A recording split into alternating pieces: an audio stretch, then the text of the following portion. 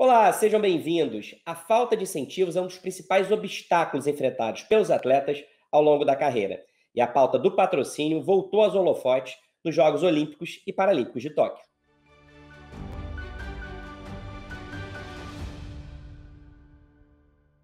Sem apoio, muitos atletas têm que se virar, com pouca infraestrutura ou dividir o tempo da prática do esporte com outros empregos. Um levantamento do Globo Esporte, realizado nas Olimpíadas, identificou que dos 309 atletas nacionais na competição, 131 não tiveram patrocínios e 41 precisaram fazer vaquinha para estar no Japão. Mulheres e atletas paralímpicos sofrem ainda mais. Para mudar esse cenário, empresas investem em projetos sociais e ações que dão suporte e condições para que estes heróis ultrapassem as barreiras impostas pela vida.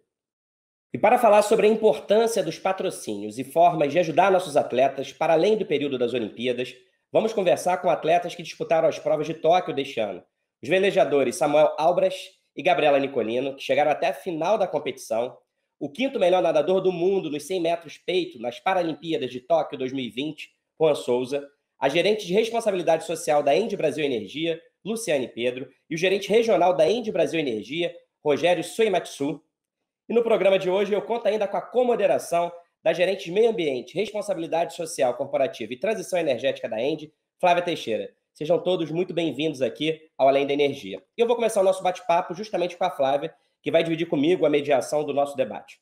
Flávia, qual que é a importância de empresas como a Endy apoiarem atletas e o desenvolvimento do esporte olímpico e paralímpico? E quais os benefícios para as marcas estarem associadas a valores ligados ao esporte, como superação, resiliência e trabalho em equipe?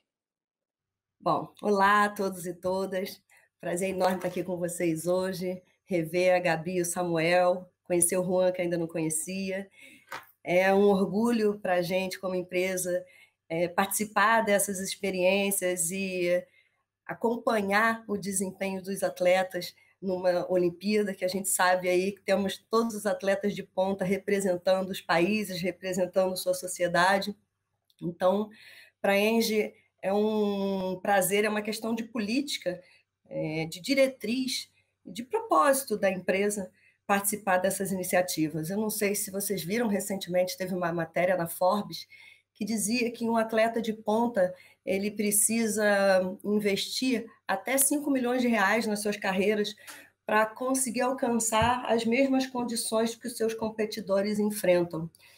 Outra coisa muito interessante, saiu uma outra matéria na época, na Exame, recentemente, que associa como as Olimpíadas estão ligadas com a questão geopolítica, né? Um jogo, uma performance, uma apresentação do atleta, ela é uma questão que vai além, né, só do jogo, do resultado. Nós estamos ali diante de história, cultura, e não é só o atleta que vive isso, nós, os torcedores, né, nós que assistimos de longe tudo isso acontecendo, a gente vivencia isso. Então, isso é muito importante para a educação, para um sentimento de cooperação, para um sentimento de superação e para o desenvolvimento da sociedade como um todo.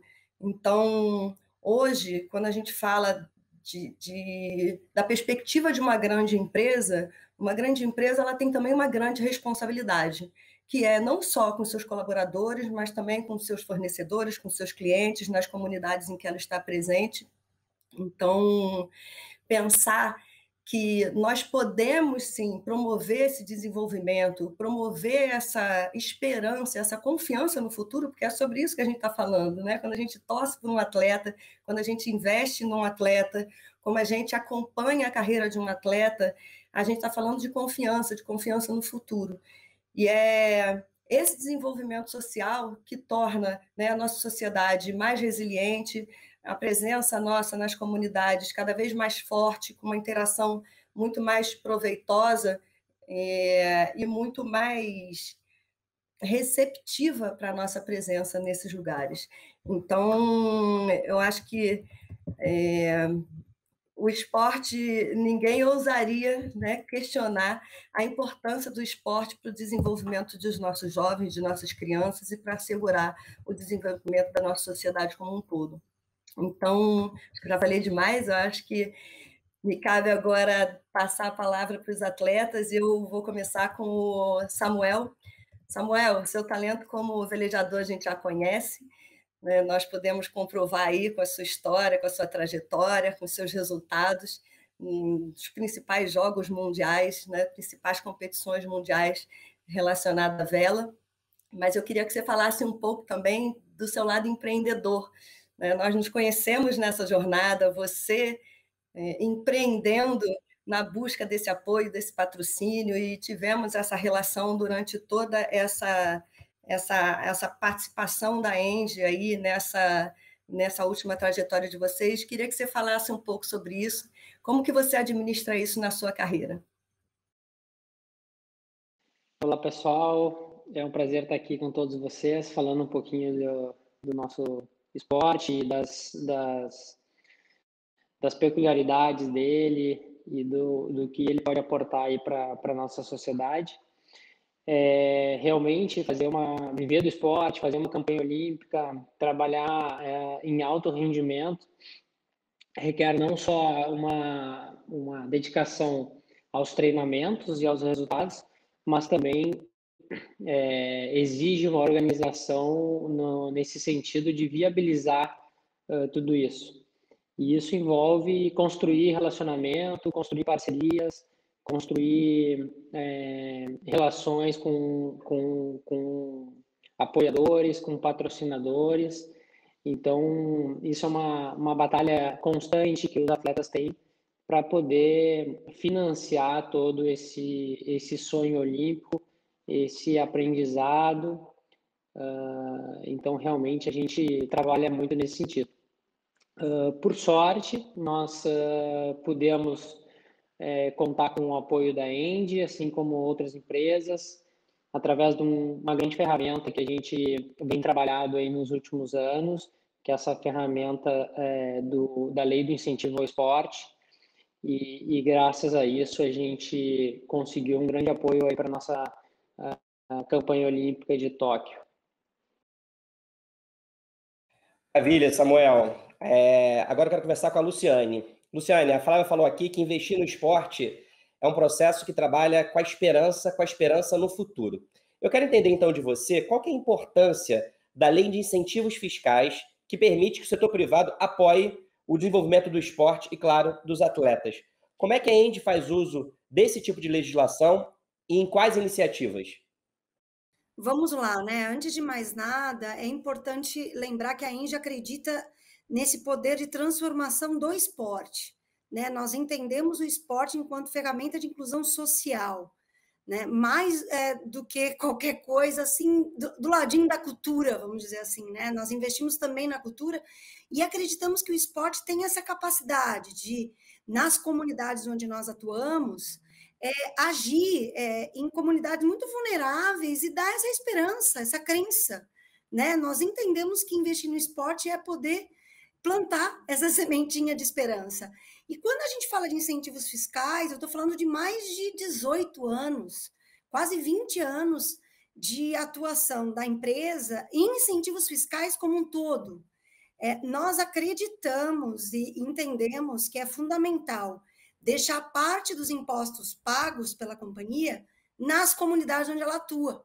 Isso é, no mínimo, uma visão de cidadania. Então, com esta visão, nós temos, sim, um indicador, inclusive, estratégico da companhia, de uso de 100% de toda a possibilidade que a gente tem hoje, há anos.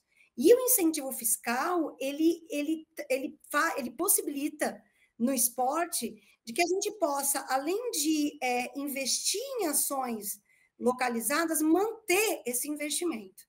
Então, nós somos extremamente, vamos dizer, nós motivamos esse uso do incentivo fiscal, né, principalmente quando se trata de grupos de esportistas, e ficamos extremamente emocionados e felizes quando a gente vê que essas pessoas que estão aqui hoje, né, o Samuel, a Gabriela, o Juan, quantas crianças e jovens eles já inspiraram, né? Crianças das comunidades que a gente vive e atua, de mais de 100 municípios no Brasil e 14 estados, né? Talvez vocês nem sabem, né? Essa inspiração que vocês causaram em crianças que estão lá na ponta, que nunca acharam que sairiam de lá, e hoje elas com certeza estão muito mais confiantes. Após vamos dizer, a participação de vocês nas Olimpíadas e Paralimpíadas, aumentou em pelo menos 50% dos pedidos que a gente recebe ali na ponta.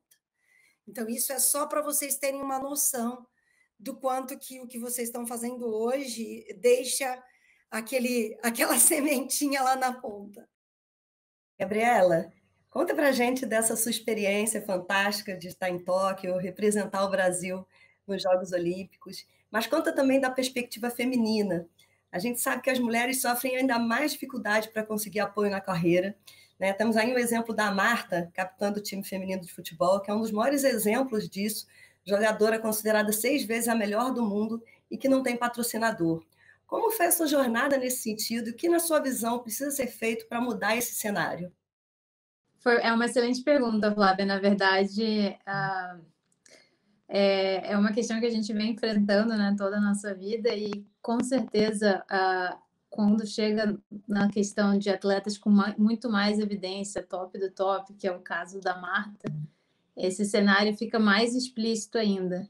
Mas a minha sensação é que isso vem um pouco da forma como a gente encara os patrocínios no esporte, talvez mundial, um pouco Brasil, de que é muito difícil você conseguir normalmente um apoio ainda quando você está na fase de base, né? Os grandes patrocínios, eles geralmente estão atrelados a grandes atletas que já estão consagrados, que já estão com destaque. E isso acontece, então, a questão de reunir muito dos patrocínios masculinos e menos os femininos também por conta desse destaque que o atleta acaba recebendo. Mas a realidade é que a nossa realidade olímpica, acho que ela se encontra muitos passos antes disso, né? O atleta olímpico, acho que é geral a dificuldade que a gente tem em conseguir evidência, conseguir até espaço midiático, ter nossas provas sendo transmitidas. Então, eu sinto, pelo menos dentro da vela olímpica, um espaço bastante equilibrado na questão do masculino e feminino, principalmente na área olímpica, que é bastante baseada em resultados e performance. E é um excelente exemplo de que quando a gente faz, de fato, as nossas escolhas e recompensas em relação aos resultados obtidos, a gente tende a encontrar um pouco mais de equilíbrio entre a questão feminina e masculina, né? Particularmente, eu sempre enfrentei uma questão bem pessoal, talvez relacionada de alguma forma ao fato de ser mulher, de me apresentar e me vender e tentar me promover. Sempre foi algo que me deixa bastante incomodada, assim. E a minha parceria com o Samuca foi me fez crescer bastante nesse sentido. A gente foi uma equipe bastante profissional e ele foi me mostrando caminhos e, de certa forma, assim, sem a intenção de ensinar, mas acabou me ensinando como a gente pode se portar, como a gente deve acreditar no nosso trabalho, como a gente pode vender o nosso sonho para outros parceiros. E acho que foi sorte, um pouco de destino, a gente ter encontrado esse grande programa da Andy que tivesse os mesmos interesses que a gente e alinhado com nossos objetivos. Muito legal, Gabi, e é importante mesmo que essa questão da equidade de gênero seja endereçada também e principalmente nos esportes, né? Rogério, agora eu quero conversar com você. A gente tem falado aqui nesse nosso bate-papo sobre o poder de transformação e inclusão social do esporte. E um dos projetos apoiados pela Andy é o Praia Clube, que ajudou o Juan, nosso nadador paralímpico, que está participando aqui do nosso bate-papo, e ajuda outros tantos atletas. Conta então para a gente, Rogério, um pouco sobre essa iniciativa e como ela vem formando atletas campeões. Bom, primeiramente é um prazer estar aqui com vocês, né? O Juan é o nosso ídolo, né, desse projeto do Praia. A gente foi procurado pelo Praia, né, para apoiar, fazer parcerias, né, e a gente não hesitou, né? Primeiro que o Praia é um dos maiores clubes do Brasil, né? Tem uma referência muito boa em termos de clube e a seriedade, né, dos projetos do Praia dispensa comentários, né? Segundo é que projetos dessa natureza, né, estão alinhados com a nossa política de fomentar os esportes de alto rendimento, né? Também é válido lembrar, né, que o esporte e o lazer também são instrumentos, né, que contribuem para a cidadania e desenvolvimento social de crianças e adolescentes, né, que o Juan está sendo, né, como a Lu comentou anteriormente aí, né, ele motivou, né, muito dessas nossas crianças, né, que um dia, quem sabe, vão trilhar também aí os caminhos do Juan, né. E o coroamento desse projeto, dessa parceria, né, a gente pôde acompanhar nas Olimpíadas de Tóquio recentemente, que é um sucesso, né, dos atletas, dos nossos atletas, especialmente o Juan, né, que eu acredito que ampliará o novo número de campeões, né, fortalecendo assim o esporte aqui na nossa comunidade, né, no entorno onde nós estamos inseridos. Juan, agora é para você. Assim como a Gabriela falou da questão da perspectiva feminina, queria que você contasse um pouco também da sua experiência olímpica e falasse também sobre as peculiaridades, né, o preconceito que também envolve um pouco as oportunidades para os atletas paralímpicos. Como você encarou essa realidade? Quais são os seus relatos que você tem da vivência de seus colegas que ainda buscam apoio para poder performar e se preocupar tão somente, né, com o seu desempenho físico, emocional e o retorno dos seus treinos? Conta um pouquinho sobre isso para a gente. Primeiramente, é um prazer estar aqui conversando com todos vocês, ter o Samuel, ter a Gabi aí para poder falar um pouquinho mais sobre isso, né? E vou falar um pouquinho sobre o meu lado paralímpico, né? Eles falaram um pouquinho sobre o lado olímpico, né? Eu deixo bem claro que não existe uma competição em nenhum dos lados, em paralímpico e olímpico, né? Eu acho que simplesmente a gente tem que ter uma igualdade, né, entre os esportes, porque o paralímpico às vezes tem uma visão, não o paralímpico, as pessoas têm uma visão de que o paralímpico é simplesmente, coitado, ele está ali. E não, né? Nós somos atletas de alto rendimento, né? Somos atletas de alta performance e que estamos ali treinando com qualquer outros, né? Então, a gente tem, às vezes, muito essa visão das pessoas que tem que ser quebrada, né? O esporte paralímpico tem crescido imensamente, né? A gente viu por esse último resultado agora de Tóquio, né? Foi o maior resultado em medalhas do Brasil, né? Que a gente trouxe para o Brasil. Então, a gente vê um número muito grande de paralímpicos crescendo e alto rendimento, né? A gente vê um nível altíssimo, como foi nessa competição, de muito próximo do olímpico. Então, mesmo que às vezes a gente falta um pouquinho de mídia, às vezes a gente sabe que o olímpico tem um pouquinho mais, em nenhum momento, como eu falo, é uma competição entre os dois esportes, e sim, eu acho que tem que ter uma igualdade entre eles. Com a ajuda dos projetos da ENGE, por exemplo, que abraçou, que é um dos parceiros do Praia, a gente tem um crescimento muito maior, né? A gente consegue hoje, a gente tem cerca de 13 atletas, né, na minha equipe, e graças ao projeto a gente consegue evoluir cada vez mais, graças a esse tipo de projeto. Então, a partir do momento que vai crescendo esse tipo de projeto, a gente vai incentivando, como vocês falaram, na verdade, me desculpa, mais pessoas a vir para o esporte, não só para o paralímpico, como para o olímpico, né? A gente sabe que o esporte é o que tira muitas vezes uma pessoa de ir para um mau caminho, né? Que dá uma educação, que dá um incentivo, que dá um foco, né? Um objetivo para aquela pessoa que ela não tinha antes, talvez.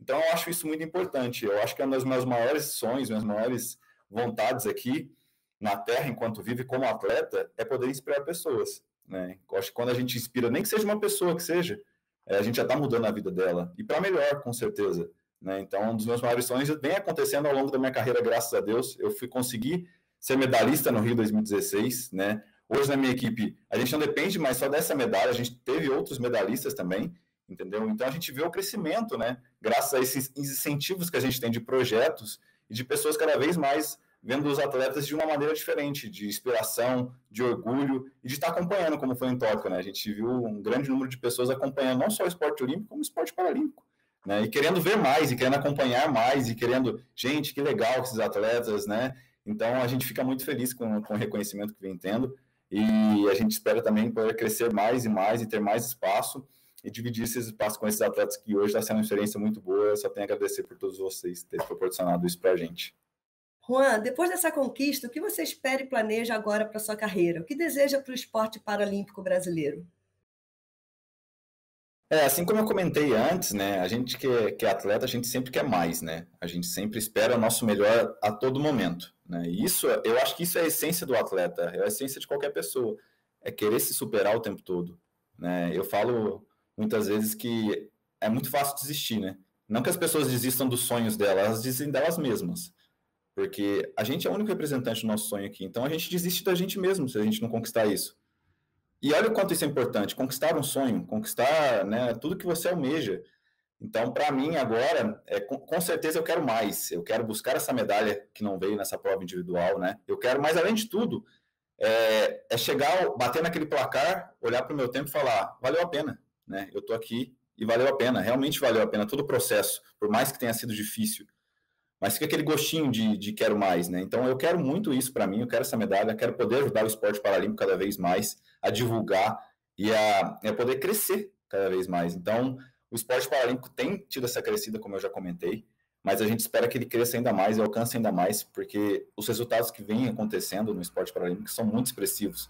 Então, a gente tem atletas novos surgindo aí, né? Até na minha equipe agora, no Praia, como o Gabriel Bandeira, como a Laila, como o Meloni, que foram medalhistas também e que estão crescendo numa exponencial muito boa. Então, a gente espera que esses atletas, né, consigam crescer cada vez mais. Porque a gente tinha uma demanda antes de depender somente de um atleta, né? A gente tinha o Daniel Dias, tinha o André Brasil, então era mais esses atletas que traziam a grande maioria das medalhas. Hoje não. Hoje a gente tem esses novos atletas que estão chegando. Então a gente tem uma divisão maior, não uma dependência maior de um atleta, mas sim de vários atletas ser medalhistas, né? O que é uma tendência muito boa e o que eu espero do esporte paralímpico, né? Cada vez cresça mais. E assim no Olímpico também, que a gente não tenha atletas que tragam, só um atleta que traga medalha, mas vários, né? Porque isso mostra o quanto o esporte está crescendo, né? Tanto o olímpico como o paralímpico.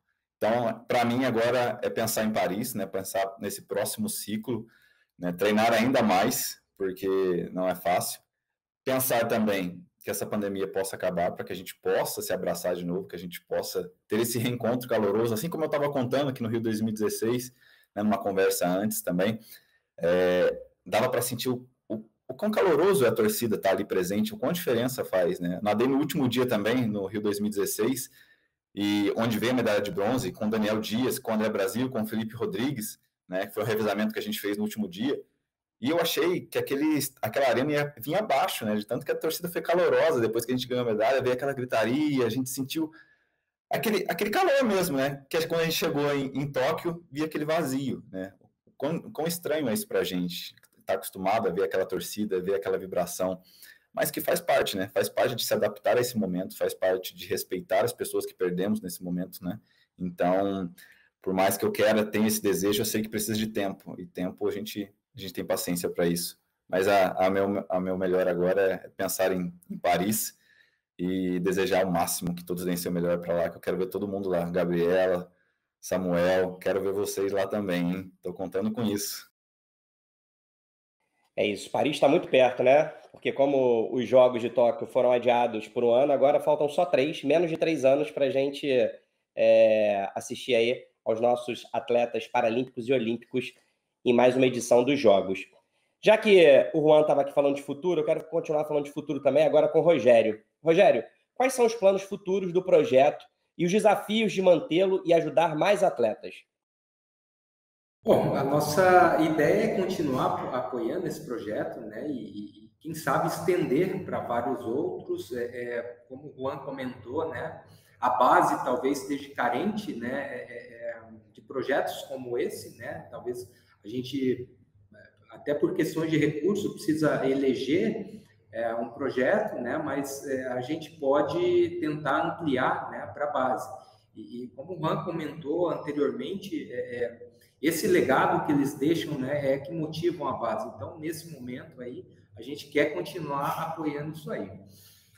O desafio que eu entendo é tentar engajar mais empresas, né, não só como a Engie, aqui também nesse projeto nós temos outros parceiros, mas a ideia é tentar buscar mais, né, angariar mais apoio, tentar trazer o poder público junto conosco, né, porque assim eu acredito que a gente consiga fazer uma grande parceria e quanto mais empresas, né, quanto mais gente apoiando esses projetos, né, mais condições o Juan e a turma toda aí vai ter condições, né, de trabalhar, né, para Paris, né, que está, como você comentou aí anteriormente, com menos de 3 anos, né? Então, eu acho que o maior desafio nosso era tentar trazer mais parceiros, né, junto também com o poder público, que eu acho que o poder público é muito importante nessa parceria, né? Então, eu acho que esse seria um grande desafio.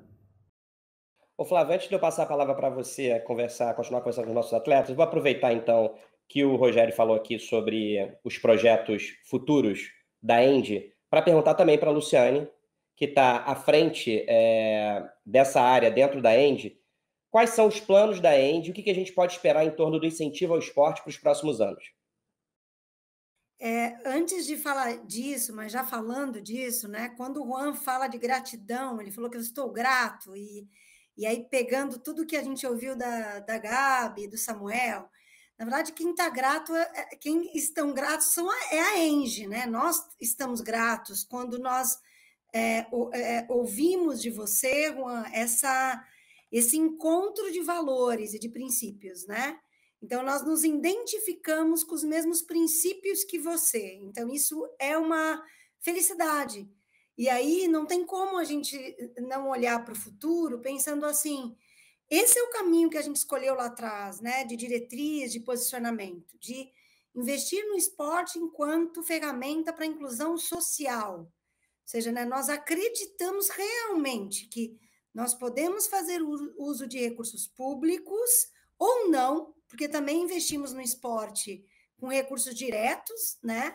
Então, isso também é importante, mas sempre com o princípio de que nós podemos transformar vidas, nós podemos melhorar a qualidade de vida daquelas comunidades, né? Se fazemos isso na cultura, também seguimos o mesmo princípio. Então, é um princípio. Então, é muito bom, né? Muito obrigada, eu que agradeço, acho que a Engie que agradece, né, Flávia? A gente conseguir ver de vocês que estamos falando da mesma coisa, dos mesmos princípios. Então, falar de futuro fica mais fácil, né?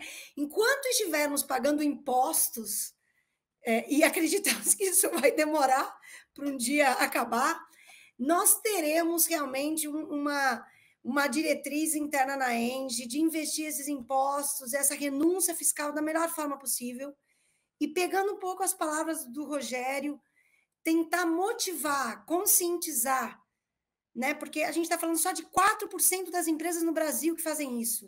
É só 4%. Se a gente vai para a pessoa física, é 2%. Então, assim, por que não acreditar nisso? Acreditar que nós, enquanto empresas, dá mais trabalho? Dá, mas a gente tem que ser protagonista nisso. E falar, não, vamos investir. Então, a Engie, quando entra no projeto, ela fica no projeto, né? Então, a gente já tem até uma dica aqui, né, Rogério, que queremos continuar, né, Flávia? Que queremos continuar apoiando vocês e outros que vão vir. Então, essa é a nossa meta. E mais que isso, como o Rogério disse, eu acho que o desafio é vamos trazer outros parceiros que acreditem nos mesmos, né, princípios, já que a gente está falando disso. Então, é um pouco isso. E, assim, eu acho que outra coisa muito importante está sendo falada aqui, já até adiantando, né, um pouquinho do que eu queria falar aí no final, eu acho que essa pandemia fez exacerbar os propósitos, né? As pessoas, enquanto eu, como cidadã, eu passo a ter mais desejo de ter um propósito na vida. A gente ouve o Juan, ouve a Gabriela, ouve o Samuel, e isso está muito implícito, né? Eu tenho um propósito, eu quero seguir adiante, a vida é muito valiosa. E a vida passou a ser mais valiosa ainda. Então, e a gente não faz nada sozinho. Então, quando o Rogério fala, vamos trazer mais gente, é isso. A gente precisa estar junto, e não é só a Engie, não. A Engie vai continuar, de certo, né? E pensar junto com vocês em como fazer isso mais na base, né? Como a Gabriela traz. Porque vocês conhecem as dificuldades e a área, a gente não. A gente está aqui só tentando apoiar um pouco vocês, para inspirar mais gente. Então, eu acho que é isso, assim, vamos junto e vamos trazer mais gente nessa jornada aí. Muito boa perspectiva, Luciane. É sempre bom a gente reiterar a nossa gratidão por participar dessas campanhas e experimentar todo esse sucesso, todas essas conquistas sendo materializadas e poder, de alguma forma, ter um dedinho nessa inspiração toda que a gente recebe a partir dessas experiências. Minha pergunta agora é para o Samuel. E você, Samuel, como que você pretende encarar os próximos anos, depois dessas Olimpíadas, e quais são os seus principais objetivos agora para o futuro? Então, eu estou numa fase de análise de tudo que a gente fez, de tudo que a gente construiu, tentando justamente entender tudo que aconteceu para planejar os próximos passos. Paris já está logo aí na frente e nós ainda somos privilegiados de disputarmos uma modalidade que é pan-americana. Então, a gente tem os Jogos Pan-Americanos também em 2023, que é algo bem especial para a gente. Nós fomos medalhistas em Lima, no Peru, em 2019, e também temos como objetivo uma medalha, uma classificação e uma eventual medalha no PAN. Então, acho que o nosso projeto tem tendência a seguir, a gente tem conversado um pouco, a gente tem interesse em fazer mais uma campanha olímpica. A gente sabe os desafios que estão na mesa, né? Mas agora é a hora de a gente avaliar isso com bastante carinho. Eu tenho a minha situação familiar que demanda bastante atenção, bastante tempo. As minhas filhas estão numa fase que exigem bastante. E essa última campanha foi algo bem desafiador nesse sentido. Acho que, apesar de a Gabriela não ter filhos ainda, ela já tem a família dela. Ela também teve que se doar muito. A gente tinha uma Olimpíada no Japão, nossos treinamentos ocorriam sempre fora do Brasil, e então a gente ficou muito tempo longe daquelas pessoas que a gente gostava, que a gente gosta. Então, a gente está planejando essa retomada, como fazer da melhor maneira. Temos esses objetivos do Pan-Americano, os próprios Jogos Olímpicos. Estamos planejando como organizar isso da melhor maneira, mas com certeza somos movidos a desafios e queremos ter uma nova participação olímpica, chegar lá com reais chances de medalha e fazer o nosso melhor e continuar desenvolvendo esse trabalho que a gente fez, que dá um orgulho imenso. Muitas vezes eu penso que no meio de uma pandemia a gente conseguiu, num país isolado como o nosso aqui, em termos de vela, conseguimos seguir treinando, conseguimos nos mantermos ativos, longe dos nossos adversários, longe do acesso ao material, morando em lugares diferentes. A gente conseguiu manter ativo esse projeto. A gente conseguiu construir uma rede de contatos e parceiros muito grande. Então, a gente tem uma equipe multidisciplinar fantástica trabalhando com a gente, psicólogo, nutricionista, técnico, e como a Luciane mesmo falou, a gente não ganha nada sozinho. Então, a gente construiu um grupo, uma rede de trabalho muito legal, que poucas equipes a nível de mundial têm hoje. E eu acho que agora a gente tem as condições ideais para realmente fazer mais uma campanha e poder trabalhar com tranquilidade, né, com qualidade. E eu acho que agora é a hora de aproveitar isso e a gente está se organizando para recomeçar isso em breve. Maravilha, Samuel. Obrigada. Agora você, Gabi, que é uma super inspiração para mim, além de ser mulher, pelo esporte que você escolheu, e eu acho que tem toda uma conexão aí com a Angie, né? O vento, o mar, a água, Juan também. Acho que, de qualquer forma, traz também, né, uma sensibilização para a importância da preservação da água, né? Água é vida, oceano. E me diz, e a sua cabeça, como é que tá? Acabou de chegar, já descansou, que eu acompanhei um pouco do seu passeio, já está nas próximas Olimpíadas, como é que você se vê e o que você planeja aí para o futuro? A gente, de fato, recém chegou e a princípio, a gente tinha combinado de se dar um tempo e férias, e, de certa forma, férias, né? Espairecer, reorganizar a vida. Até, acho que foi outubro que a gente tem o brasileiro e a gente retoma, etc. Mas atleta é um bicho inquieto, né? Eu já estou me coçando nas últimas semanas, querendo arrumar o que fazer, indo para a academia de novo. É difícil ficar parado. E a gente brinca também que vai ser o ciclo mais fácil de se dizer sim, né? Esse de Paris. Ele é mais curto em termos de tempo. Depois de Tóquio vai parecer que Paris é no quintal de casa, que é um voozinho rapidinho ali para a Europa.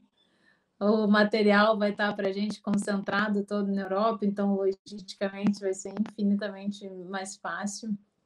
E, a bem da verdade, como o próprio Juan falou, a gente nunca está satisfeito, né? E não é uma insatisfação como uma questão negativa, na verdade, é um drive de performance, de querer mais, de tentar mais, de alcançar mais, que nos empurra para frente, até porque é um caminho muito duro. Se você não tiver esse drive em você, é difícil você conseguir seguir numa vida de atleta a longo prazo. Então, a gente não tem infinitas coisas para nos organizar, mas a fome por chegar de novo numas Olimpíadas e brigar por uma medalha e querer sempre alcançar o nosso máximo do nosso potencial segue aí.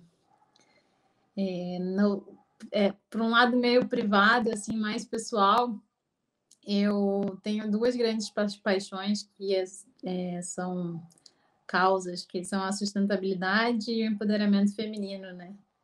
E então, muito ligadas com a Engie, com os nossos parceiros. No final das contas, a gente sentiu que também a gente promovia isso, foi uma forma da gente atrair parceiros que estivessem alinhados com essas questões.